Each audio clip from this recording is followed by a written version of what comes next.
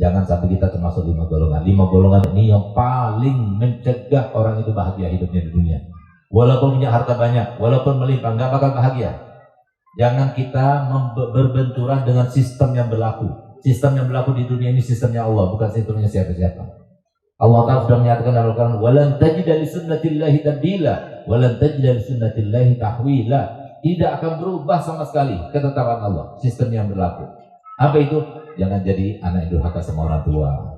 Kalau sudah anak durhaka orang tua, mau kerja apa saja pasti tidak akan bahagiakan, pasti gagal.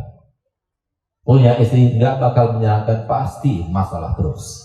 Punya anak nggak bakal membahagiakan, pasti masalah terus. Apapun yang ada, selama dia itu masih sebagai orang anak yang durhaka pada orang tuanya, selama itu nggak bakal bahagia. Yang kedua, istri yang durhaka pada suaminya. Yang meratakan kita solihah bu siapa? Bukan suami, bukan mertua, bukan, tapi Allah dan Rasulnya. Kalau kita solihah, ibu bahagia. Pasti bahagia dengan suami, bahagia dengan anak, bahagia. Jadi solehanya ibu yang mengambil pemanfaatan siapa? Ibu sendiri, bukan suami, bukan anak-anak, bukan.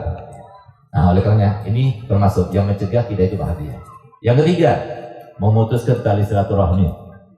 Bibi kita, paman kita, hanya karena masalah warisan dikit, akhirnya kita tidak tegur sapa, akhirnya kita saling membenci, akhirnya kita saling mencaci maki, akhirnya kita saling bermusuhan. Jangan. Biarkan kita dizalimi orang. Yang menzalimi pasti dia akan mendapatkan konsekuensinya, pasti diazab oleh Allah Ta'ala, tapi kita jangan. Kemudian yang keempat adalah 2 orang sesama muslim tidak saling tegur sapa sampai lebih daripada 3 hari 3 malam. Hati-hati, jangan. Itu dilarang oleh Nabi. Kalau kita melakukannya, berarti kita telah memprosokkan diri kita sendiri ke dalam ketidakbahagiaan.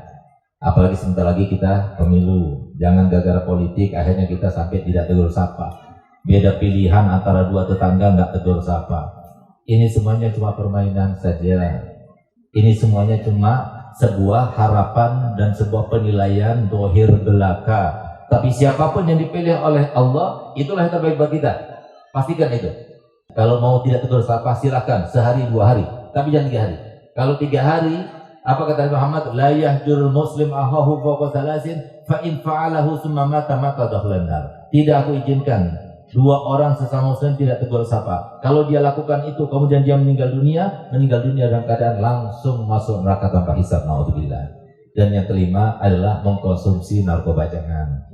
Meminum minuman keras, jangan. Itu mencegah kita itu bahagia. Apapun yang kita lakukan, 5 golongan ini tidak akan menerima, Allah tidak akan menerima amal kebaikan kita.